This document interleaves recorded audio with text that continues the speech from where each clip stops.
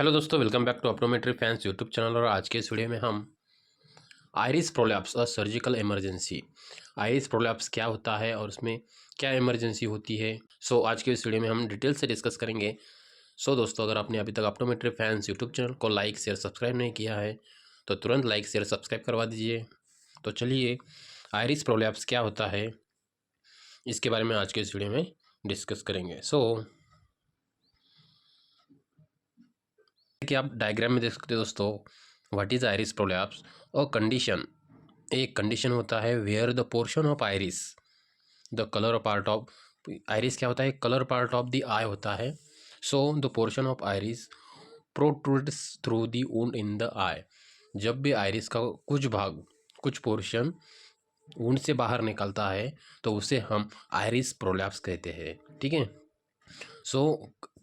Suppose cataract surgery में incision है या कुछ मार लगने की वजह से वुंड हुआ है, उसमें से आइरिस बाहर आता है, उसका कुछ भाग पोर्शन जो बाहर आता है उसे हम आइरिस प्रोलैप्स कहेंगे।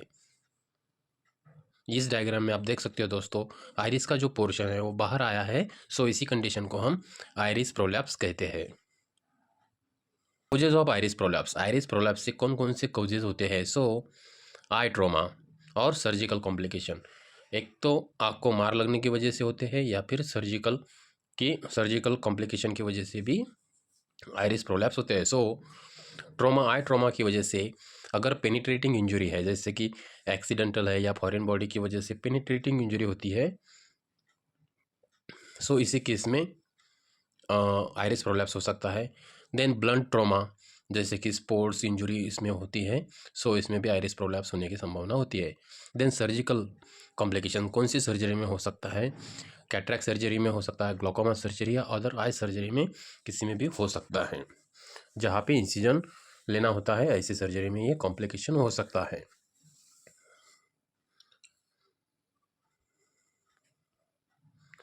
Then symptoms of iris prolapse के कौन से सिम्टम्स होते हैं?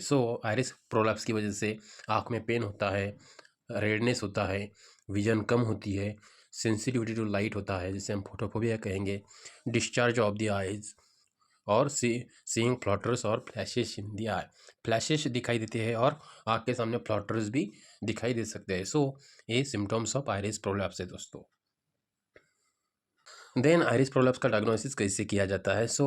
With the help of slit lamp biomicroscopy, slit lamp examination और detail examination of eye using specialised microscope. Slit lamp के ऊपर हम जब एग्जामिन करते हैं तो जो आइरिस का सम पोर्शन जो है वो उनसे बाहर निकले वाला विजुअलाइज होता है with the help of slit lamp.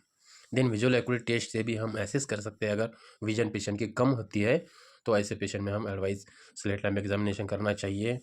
Then other test में भी इंक्लूड टोनोमेट्री, ये प्रेशर में के लिए होता है, gonioscopy to examine the angle of anterior chamber के लिए होता है। बेसिकली अगर आइरिस प्रोलैप्स आपको डायग्नोज करना है तो स्लिट लैम्प में ही या टॉर्च लाइट एग्जामिनेशन में भी हम देख सकते हैं। ट्रीटमेंट क्या है आइरिस प्रोलैप्स के ऊपर? Prompt surgical intervention to prevent the complication such as a infection and glaucoma. अगर किसी को आइरिस प्रोलैप्स हुआ है तो उसको एक इमरजेंसी केस है दोस्तों। अगर आइरिस प्रोलैप्स है तो उसको तुरंत कुछ कॉम्प्लिकेशन ना हो, इसीलिए ये प्रोसीजर किया जाता है। सजस अगर इन्फेक्शन होता है या फिर उसकी वजह से ग्लाउकोमा भी हो सकता है। ऐसे कॉम्प्लिकेशन ना हो, उसके बचने के लिए ये तुरंत किया जाता है। Then surgical procedures, iris repository किया जाता है, रिपोजिशन किया जाता है, आइरिस रिपेयर किया जाता है। In some cases removal of prolapse portion of the iris में भी नेसेसरी। कुछ टाइम अगर आइरिस प्रोलैप्स बार बार होता है तो ऐसे केस में भी वो जो पोर्शन है आइरिस का वो कट किया जाता है, जो कि अगर नेसेसरी हो तो। ठीक है। Then complication of iris prolapse की वजह से कौन कौन से कॉम्प्लिकेशन हो सकते हैं? First is infection, a serious complication that can leads to vision loss और even loss of the eye. ये एक बहुत ही ज़्यादा कॉम्प्लिकेशन होता है बड़ा आइरिस प्रोलैप्स की वजह से, जैसे कि सीरियस कॉम्प्लिकेशन है that can leads to vision loss और even loss of the eye भी हो सकता है। देन ग्लाउकोमा भी होता सकता है, increase the pressure with in the I which can damage the optic nerve. उसकी वजह से आपका प्रेशर बढ़ सकता है और ऑप्टिक नर्व भी डैमेज हो सकती है। कैटरेक्ट डेवलपमेंट हो सकता है, clouding of lens which can be impair vision. Vision loss हो सकता है if the prolapse is not treated promptly और complication develop. Prevention of iris prolapse. How to prevent iris prolapse? So eye protection is necessary. Wear safety glasses when engaging in the activities that could cause eye injury, जिसके वजह से injury हो सकती है।